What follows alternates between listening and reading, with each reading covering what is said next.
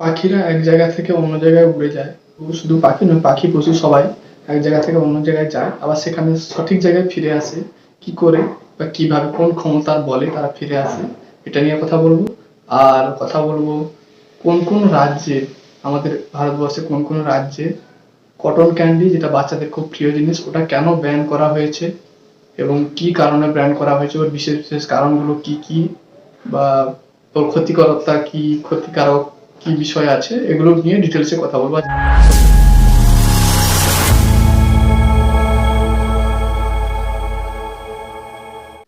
নমস্কার, আমি চন্দন, আপনারা দেখছেন ওয়ান র্যাম্বলিং পেন।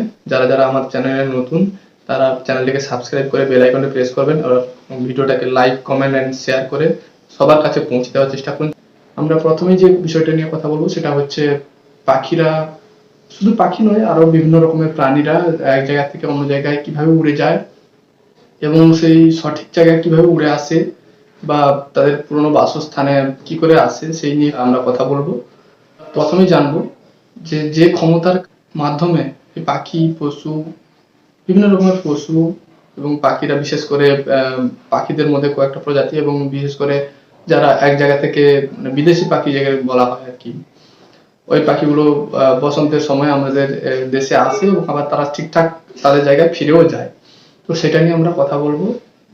তাদের কোন ক্ষমতা বলে, যেসব পাখিরা পরিযায়ী পাখি বলা হয় যাকে, ওই পাখিরা এবং অন্যান্য পশুরা যে ক্ষমতার বলে তারা অন্যান্য জায়গায়, মানে অন্য জায়গায়, অপরিচিত জায়গায় চলে গিয়েও তাদের সঠিক জায়গায় চলে আসে, এই ক্ষমতাকে রিসেপশন, ম্যাগনেটো রিসেপশন বলা হয়। ম্যাগনেটো রিসেপশন ব্যবহার করে তারা তাদের তৎকালীন অবস্থান নির্ধারণ করে এবং তাদের জন্মগত স্থান বা তৎকালীন বাসস্থান যেটা হয়ে থাকে তাদের, সেই স্থানে তারা পৌঁছায় এই ম্যাগনেটিক রিসেপশনকে ব্যবহার করে। জিওম্যাগনেটিক এনার্জি, যেটা এই জিওম্যাগনেটিক এনার্জিকে ওরা ব্যবহার করে। আর সেই ব্যবহার করার জন্য তাদের মধ্যে বিশেষ একটা কোষ থাকে, সেই কোষটাকে বলা হয় ম্যাগনেটো রিসেপ্টর। ম্যাগনেটো রিসেপ্টর বলা হয়।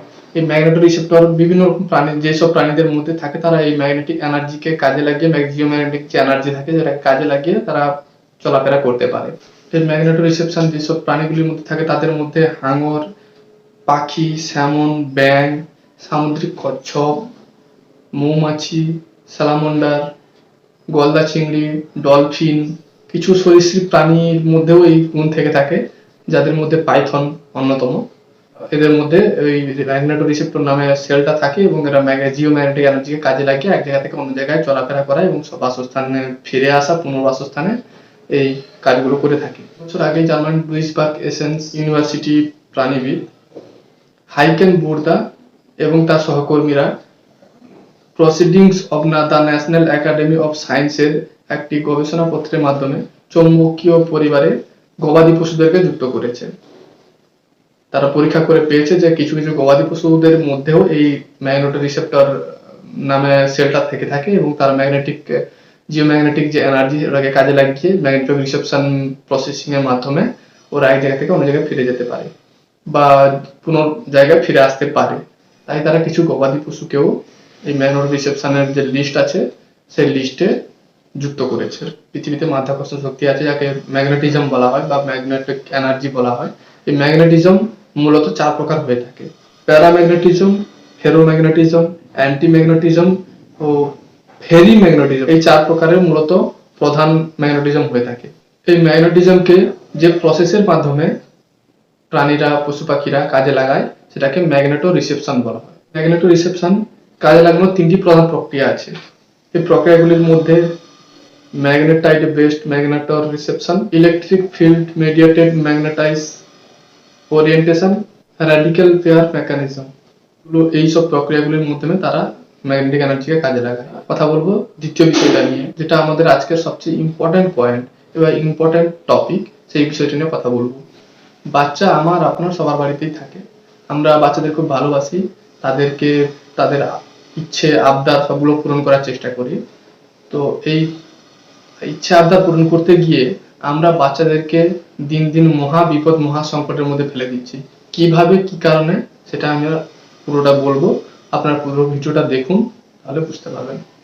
যখন কোনো বাচ্চা আবদার করে কটন ক্যান্ডি খাওয়ার জন্য, বা গোবি মঞ্চুরিয়ান, বড় আমরাও খাই এই কটন ক্যান্ডি, যেটাকে অনেকে সোনপাপড়ি বলে, অনেকে আবার বুড়ির চুল বলে। তো বিভিন্ন জন বিভিন্ন রকম ভাবে বলে থাকে। ওই এটাকে আমরা বড়রাও কিছু কিছু মানুষ খেতে পছন্দ করি, এবং ছোটরা তো খুব প্রিয়, তাদের কাছে এটা সবাই জানে। তো তারা যখন খেতে চায়, আমরা তাদের আবদার পূরণ করার জন্য, তাদের আবদার রাখার জন্য এই মঞ্চুরিয়ান বা এই কটন ক্যান্ডি কিনে দিয়ে থাকি এবং তাদেরকে খেতে দিই। এটা কতটা খতরনাক তাদের শরীরের জন্য আমরা সেটা ভাবিও না, কারণ আমরা জানি না। এই কটন ক্যান্ডি বিভিন্ন রং বেরঙের হয়ে থাকে। মূলত যেগুলো নর্মাল কালার হয়, অর্থাৎ যেগুলো সাদা হয়, কোনো রঙই হয় না, সেগুলোতে কোনো অসুবিধা থাকে না। কিন্তু যেগুলো কালারফুল হয়ে থাকে, বিভিন্ন কালারের হয়ে থাকে, ওতে রোডামাইন বি বলে এক রকমের কালার, এক রকমের রং মেশানো হয়, যেটা শরীরের জন্য খুবই খতরনাক। 1887 সালে 1887 এই রং প্রথম তৈরি হয়েছিল, প্রথম আবিষ্কার হয়েছিল। রোডামাইন বি মূলত কাপড়, কাগজ, পলিথিন রং করতে কাজে লাগে। এছাড়াও কেক বানাতে, এছাড়াও বিভিন্ন রকম খাওয়ার জিনিস বানানোর কাজে লেগে থাকে।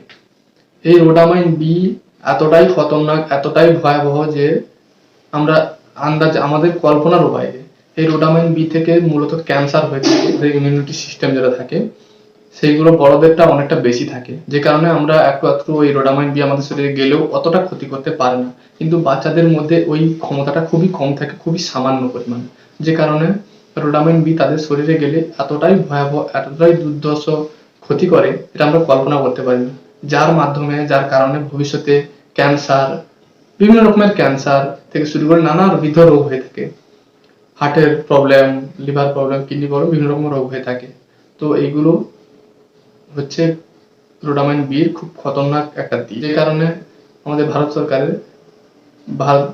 ভারতবর্ষের বিভিন্ন স্টেট সরকার, বিভিন্ন স্টেট গভর্নমেন্ট এই রংটাকে বা এই কালারটাকে ব্যান করে রেখেছে। যেমন বর্তমান উল্লেখ করা যেতে পারে কর্ণাটক সরকার এটিকে সম্পূর্ণভাবে, এই রোডামাইন বিকে সম্পূর্ণভাবে ব্যান করে রেখেছে। হোলির দিনে যে আমরা রং ব্যবহার করি বা রং খেলি, মার্কেট থেকে শুকনো রং কিনতে পাওয়া যায়, যেগুলো লাল, সবুজ বিভিন্ন রকমের হয়ে থাকে। তো এই রংটা জল দিয়ে হাতে যখন গোলা হয়, তখন ভালো করে ঘষে বা জলের সঙ্গে মিক্স করলে এটা লাল বা গোলাপি কালার হয়ে গিয়ে থাকে। এই রং যেটা তৈরি হয়, এই যে কালারের চেঞ্জিং রংটা বা জলের সঙ্গে মিশলে কালার পরিবর্তন হয়ে যায়, এই যে রংটা, এটাকে রোডামাইন বি দিয়ে তৈরি করা হয়। আজকে ভিডিওটা এই পর্যন্তই। যারা আমার চ্যানেলে নতুন, তারা চ্যানেলটিকে সাবস্ক্রাইব করে বেল আইকনটি প্রেস করবেন, আর ভিডিওটাকে লাইক, কমেন্ট এন্ড শেয়ার করে সবার কাছে পৌঁছে দেওয়ার চেষ্টা করুন, যাতে সব বাড়ির বাচ্চারা বা সব বাড়ির মানুষরা এটা জানতে পারে যে এই কটন ক্যান্ডি কতটা ভয়ানক, কতটা ভয়াবহ। এই ভিডিওটা যত বেশি বেশি করে শেয়ার করবেন, তত সবার ভালো হবে, সবার উপকার হবে, কারণ তারা সবাই জানতে পারবে, আপনারা সবাই জানতে পারবেন। তো যখন জানতে পারবেন, তখন বাচ্চাদের তুলে রাখার চেষ্টা করবেন, তখন আপনার সবার ভালো হবে, কারণ বাচ্চারাই আমাদের জীবনের ভবিষ্যৎ, আমাদের দেশের ভবিষ্যৎ, আমাদের ভবিষ্যৎ। তাই বাচ্চাদের সুস্থ রাখাটা আমাদের অত্যন্ত দায়িত্ব এবং কর্তব্য পরায়ণ